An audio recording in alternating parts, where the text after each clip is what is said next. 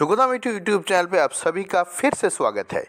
Financial year 2022-23 आप ख़त्म होने वाली है और इसके लिए इनकम टैक्स का कैलकुलेशन ज़रूरी हो गया है। आइए आज हम इस वीडियो में देखेंगे इनकम टैक्स का सेक्शन में कौन सा सेक्शन में क्या क्या छूट या डिडक्शन हमको मिलता है। तो शुरू से देखिए, स्किप ना करके शुरू से पूरा वीडियो को देखिए, अच्छी तरह से समझ में आ जाएगा। देखिए, पहले वाला जो है सेक्शन 10(13)(a) का जो सेक्शन है, तो उसके अंतर्गत क्या छूट या डिडक्शन मिलता है देखिए। तो सेक्शन 10(13)(a) के अंतर्गत जो हाउस रेंट आप पे करते हैं उसका छूट मिल सकते हैं। कैसे? नीचे दिया गया ये जो तीनों पॉइंट है, इसमें जो अमाउंट है उससे जो सबसे कम यानी लोएस्ट या लीस्ट है उसका छूट सेक्शन 10(13)(a) के अंतर्गत आपको मिल सकते हैं। आइए एक बार देख लीजिए।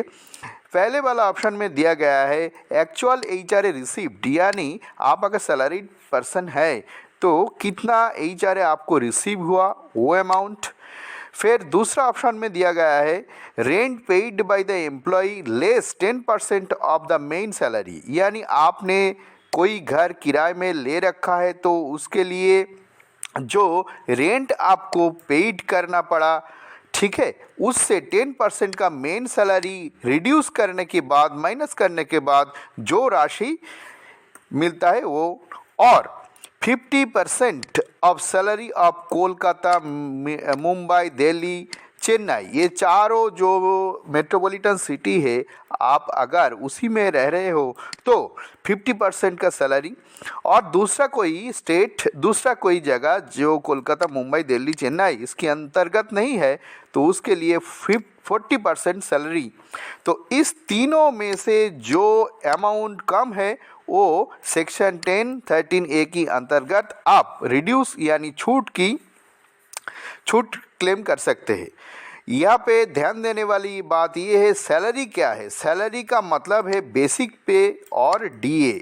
इसमें बेसिक पे, DA के अलावा और कोई अलाउंस ऐड नहीं किया जाएगा, ठीक है।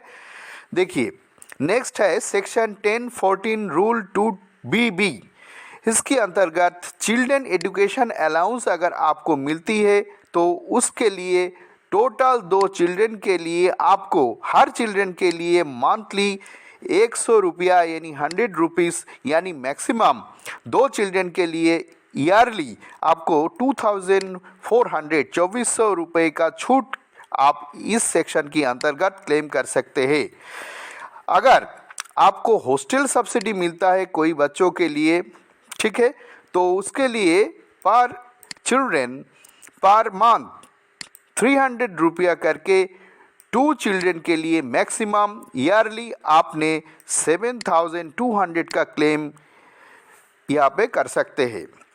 और तीसरा पॉइंट में क्या है, transport allowance granted to an employee who is blind और डीफ एंड डम और ऑर्थोपेडिकली हैंडीकैप। अगर कोई एम्प्लॉय ब्लाइंड है, डीफ डम है और ऑर्थोपेडिकली हैंडीकैप्ड है with disabilities of lower extremist, ऐसा कोई एम्प्लॉय है तो उसके लिए पर मंथ 3200 रुपया करके ईयरली आपने 38,400 रुपीज़ तक की छूट क्लेम कर सकते हैं इस रूल की सेक्शन के अंतर्गत। देखिए, सेक्शन 16 के अंतर्गत ये तीनों प्रावधान दिया गया है। देखिए, पहले क्या है, 16(I)(a) की अंतर्गत स्टैंडर्ड डिडक्शन जो सभी को मालूम है 50,000 स्टैंडर्ड डिडक्शन आप क्लेम कर सकते हैं। 16(II) के अंतर्गत कोई एंटरटेनमेंट अलाउंस आपको मिलता है तो उसके लिए 1/5 ऑफ सैलरी और ₹5,000 रुपया व्हिच एवर इज लेस, जो भी कम होगी वो अमाउंट आप एंटरटेन अलाउंस के तहत ये जो सेक्शन है 16(II) इसका अंतर्गत क्लेम कर सकते हैं। और तीसरा ऑप्शन में क्या है, 16 ट्रिपल आई के अंतर्गत प्रोफेशनल टैक्स जो भी आपने पे करता है वो टोटल और एक्चुअल अमाउंट आप इस सेक्शन के अंतर्गत डिडक्शन और छूट क्लेम कर सकते हैं। ठीक है, देखिए नेक्स्ट क्या आता है, सेक्शन 24B। सेक्शन 24B के अंतर्गत क्या होता है, आपने कोई हाउसिंग लोन और हाउसिंग इम्प्रूवमेंट लोन ले रखी है तो उसके ऊपर जो इंटरेस्ट आप पे करता है उसके लिए छूट आप यहाँ पे क्लेम कर सकते हैं। वो कैसे, एक बार देख लीजिए। अगर आपका कोई सेल्फ ऑक्युपाइड हाउस प्रॉपर्टी है, यानी आप खुद ही उस घर में रह रहे हो, तो कंस्ट्रक्शन और पर्पस ऑफ हाउस प्रॉपर्टी, उसका कंस्ट्रक्शन और परचेस के लिए जो लोन आपने ले रखी है उसका ऊपर जो इंटरेस्ट पे करना पड़ेगा उसके लिए आप मैक्सिमम ईयरली 2 लाख की छूट क्लेम कर सकते हैं। यानी आपने अगर इंटरेस्ट पे किया इस कंस्ट्रक्शन और परचेस के लिए 2,20,000 रुपया, तो आप क्लेम कर सकते हैं मैक्सिमम 2 लाख रुपया। और एक बात समझ लीजिए, आपने अगर इस कंस्ट्रक्शन और परचेस के लिए जो लोन ले रखा उसमें आप इंटरेस्ट पे किया 1,80,000 रुपया, तो मैक्सिमम आपने 1,80,000 तक ही क्लेम कर सकते हैं। आशा करता हूँ आप समझ गए। फिर और एक ऑप्शन देख लीजिए, for repairs of house, repairing के लिए कोई लोन ले रखी है आपने, उसका ऊपर जो इंटरेस्ट पे करते हैं उसके लिए मैक्सिमम आप 30,000 रुपीज़ ईयरली छूट क्लेम कर सकते हैं। कोई हाउस अगर लेट आउट है, यानी आपने किराए पे दे रखी है, तो उसका कंस्ट्रक्शन और परचेस के लिए जो लोन आपने ले रखी है उसका इंटरेस्ट जो आपने पे किया उसका टोटल और एक्चुअल अमाउंट आप क्लेम कर सकते हैं। यहाँ पे कोई लिमिट नहीं दिया गया।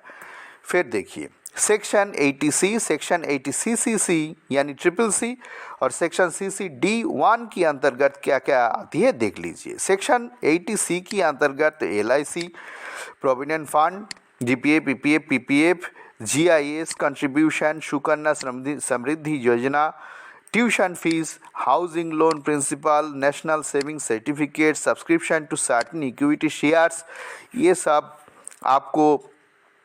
अगर आपको टोटल जानना पड़ेगा तो कृपया करके इंटरनेट सर्च कीजिए। तो 80CC अंतर्गत ये जो है इसके लिए आपको छूट मिल सकती है। 80CCC के अंतर्गत एन्युनिटी प्लान ऑफ पेंशन स्कीम, कोई पेंशन स्कीम आपका है तो उसके लिए एन्युनिटी प्लान के लिए आप एग्जेम्पशन छूट क्लेम कर सकते हैं, डिडक्शन क्लेम कर सकते हैं।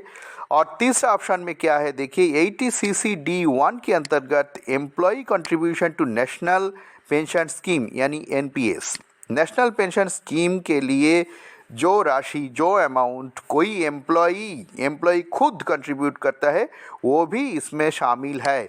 तो एक बार देख लीजिए, ये तीनों जो सेक्शन है इस सेक्शन के अंतर्गत टोटल यानी कंबाइंड डिडक्शन आपने मैक्सिमम 1,50,000 तक क्लेम कर सकते हैं, उसकी ज़्यादा नहीं। ठीक है, यहाँ पे एक बात ध्यान दीजिए, ये जो NPS कहा गया है, ये NPS एम्प्लॉई खुद कंट्रीब्यूट करता है। ठीक है, आइए नेक्स्ट सेक्शन 80CCD1B के अंतर्गत एडिशनल मैक्सिमम अमाउंट 50,000 तक की छूट क्लेम कर सकते हैं इस क्लेम के अंतर्गत नेशनल पेंशन स्कीम के अंतर्गत। ठीक है, नेशनल पेंशन स्कीम के लिए पहले भी यहाँ पे देखिए आपने जो यह 1,50,000 तक की छूट की क्लेम कर सकते हैं, यहाँ पे भी नेशनल पेंशन स्कीम द्वारा कंबाइन किया गया है। यानी मान लीजिए आपका नेशनल पेंशन स्कीम पे 80,000 रुपया आपने पे किया। ठीक है, तो यहाँ पे ये दोनों जो ऑप्शन है, यहाँ पे मान लीजिए आपने 1,30,000 तक रुपया यहाँ पे छूट ले लिया। तो यहाँ पे जो 80,000 रुपया आपने नेशनल पेंशन स्कीम में कंट्रीब्यूट किया उसके लिए आप यहाँ पे और 20 जोड़ सकते हैं। ठीक है, टोटल यहाँ पे 1.5 लाख होगी, ठीक है। उसके बाद बाकी 80,000 रुपया आपने नेशनल पेंशन स्कीम पे कंट्रीब्यूट किया है ना, तो उस 80 से आपने पहले उस ऑप्शन में वो जो 1.5 लाख वाला जो छूट है उसमें आपने क्या किया, 30,000 तक और 20,000 तक जो भी दे दिया। बाकी जो अमाउंट है उसके लिए मैक्सिमम आपने क्या किया, आपने क्या कर सकते हैं, यहाँ पे 50,000 का एडिशनल छूट क्लेम कर सकते हैं। आशा करता हूँ आपको समझ में आ गया, ठीक है। फिर देखिए यहाँ पे क्या है, सेक्शन 80 CCD2 के अंतर्गत contribution made by employer to national pension scheme. एक बार फिर से देखिए, एम्प्लॉयर नॉट एम्प्लॉई। ये पहले वाला जो नेशनल पेंशन स्कीम के लिए जो छूट का प्रावधान मैंने बताया था वो था एम्प्लॉय की द्वारा कंट्रीब्यूट किया गया अमाउंट। यहाँ पे क्या है, एम्प्लॉयर यानी आपका एम्प्लॉयर। तो यहाँ पे देखिए, एम्प्लॉयर अगर नेशनल पेंशन स्कीम में कोई राशि जमा करता है तो टैक्सेबल होता है, ग्रॉस में वो ऐड करना चाहिए, ऐड करना पड़ता है, ठीक है।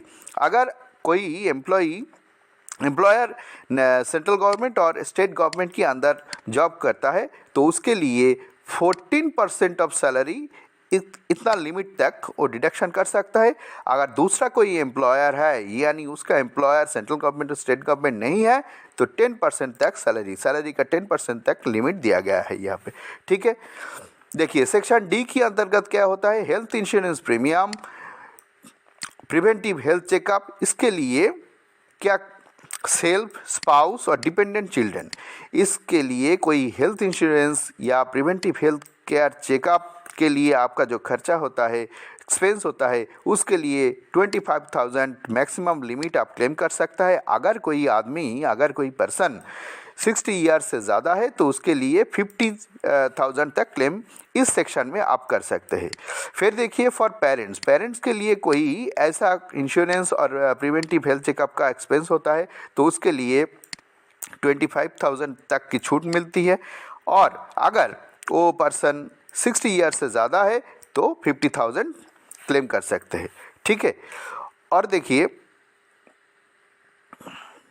प्रिवेंटिव हेल्थ चेकअप, वो कोई स्पेसिफाइड डिजीज़ है उसके लिए 5,000 इंक्लूडिंग, इसमें इंक्लूडिंग होगा। कोई स्पेसिफाइड डिजीज़ है वो आपको सर्च करके देखना पड़ेगा, ठीक है। उसमें जो 55,000 क्लेम आप क्लेम कर सकते हैं वो इसके इंक्लूडिंग होगा, ठीक है। एक्सक्लूडिंग नहीं है, इंक्लूडिंग ही होगा। यानी कि यहाँ पे आप 25,000 तक क्लेम कर सकते हैं तो 20,000 यानी 20,000 अलग, और इसके लिए अगर आप 5,000 यहाँ पे ऐड करना चाहती है तो 20,000 इसके लिए और इससे 5,000, ये कुल मिला के हो गया 25,000।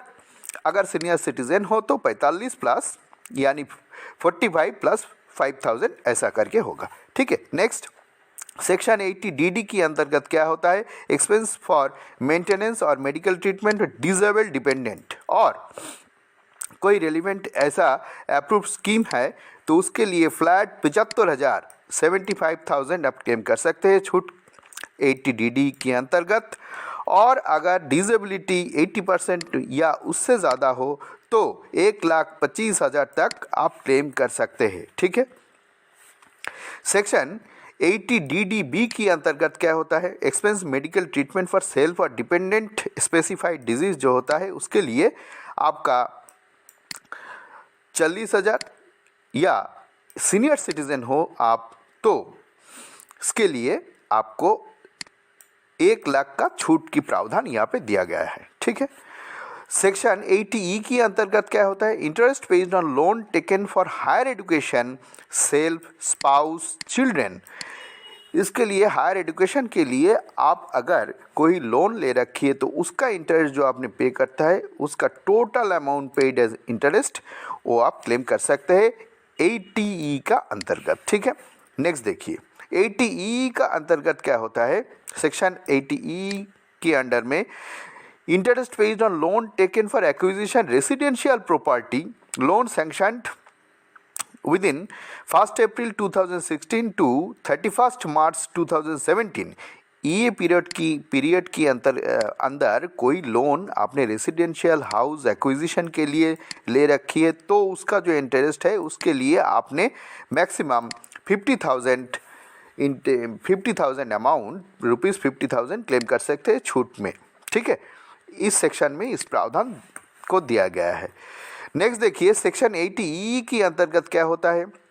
फिर से interest paid on loan taken for acquisition of residential house, कोई रेसिडेंशियल हाउस के लिए आपने कोई लोन ले रखी है फर्स्ट टाइम के लिए, तो अगर वो लोन 1 अप्रैल 2009 टू 31 मार्च 2022 की अंतर्गत 2022 में आपने लिया तो उससे जो इंटरेस्ट आपने पे करते हैं तो उसके लिए 1,50,000, ठीक है, 1,50,000 तक आप क्लेम कर सकते हैं छूट।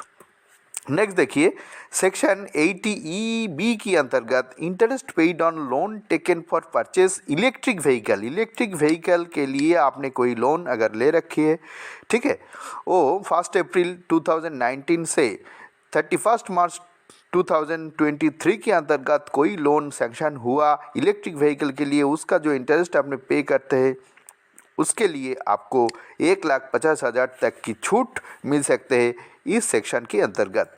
ठीक है, नेक्स्ट देखिए सेक्शन 80G के अंतर्गत क्या होता है। Donation to prescribed funds, charitable institute और एट्सेट्रा, ये आपको इंटरनेट सर्च करके देखना पड़ेगा और भी जो इनकम टैक्स की जो प्रावधान है वो डिटेल्स देखना पड़ेगा। उसमें कहीं 100% और कोई 50% तक की छूट मिल सकता है। यह ध्यान देने वाली बात यह है कि कैश आपने कोई अगर डोनेट किया तो उसके लिए मैक्सिमम 2,000 रुपीज़ का छूट आप क्लेम कर सकते हैं, बाकी तो कैश में देने से नहीं होगा। नेक्स्ट देखिए सेक्शन 80GG का अंतर्गत rent paid for house for self employed, जो सेल्फ एम्प्लॉयड है और जिसका सैलरी में कोई HRA नहीं है, उसके लिए एक प्रावधान इनकम टैक्स के अंतर्गत दिया गया है। सेक्शन 80GG के अंतर्गत क्या होता है, देखिए 3 पॉइंट है आपको, तो इसमें जो सबसे कम होगी उसको आप क्लेम कर सकते हैं। देखिए रेंट पेड, जो रेंट में आप रह रहे हैं उससे रेंट जो पे किया उसमें से 10% ऑफ टोटल सैलरी, ये माइनस करने के बाद जो राशि आपके पास रहता है वो ₹5,000 पर मंथ, ये एक पॉइंट में दिया गया है। और 25% ऑफ टोटल इनकम एक्सक्लूडिंग, इसमें एक्सक्लूडिंग होगा यानी इंक्लूडिंग नहीं होगा, आप ऐड नहीं कर सकते क्या, long term capital gain, short term capital gain, ये इसमें इस सैलरी में इंक्लूड नहीं होगी। ठीक है, तो इसमें से जो सबसे कम वो आप 80GG के अंतर्गत क्लेम कर सकते हैं।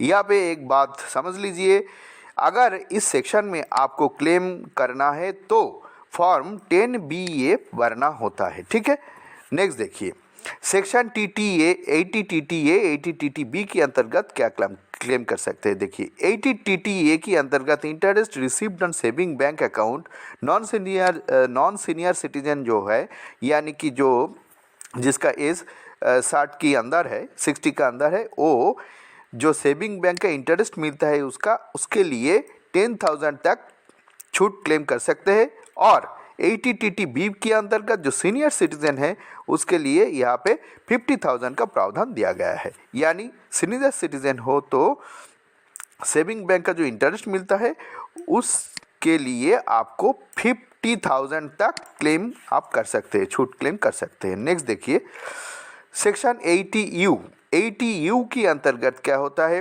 Person with disability irrespective of expense incurred, यानी वो क्या खर्चा किया क्या नहीं किया या ये कोई मायने नहीं रखता है। ठीक है, जो पर्सन डिसेबिलिटी है, जिसका डिसेबिलिटी है, वो फ्लैट 70,000 तक क्लेम कर सकता है। ठीक है, यानी वो खर्चा किया या नहीं किया वो कोई मतलब नहीं रखता। ठीक है, और किसी का डिसेबिलिटी 80% और मोर है, 80% या उससे ज़्यादा है, तो इस केस में 1,25,000 तक छूट वो क्लेम कर सकते हैं। ये दोनों में इरेस्पेक्टिव ऑफ एक्सपेंस इनकर्ड, यानी खर्चा किया बगैर ये क्लेम कर सकते हैं आप। ठीक है, तो ये है आज का video. Thank you for watching. इसके बाद कैलकुलेशन कैसे करते हैं इनकम टैक्स, वो भी इस चैनल में अपलोड होगी। ठीक है, तो जो चैनल में नए हैं प्लीज़ सब्सक्राइब कर लीजिए और दोस्तों की साथ शेयर कर लीजिए इस वीडियो को, ताकि उसको भी सहायता मिले। ठीक है, फिर मिलते हैं अगले वीडियो में। May God bless you all.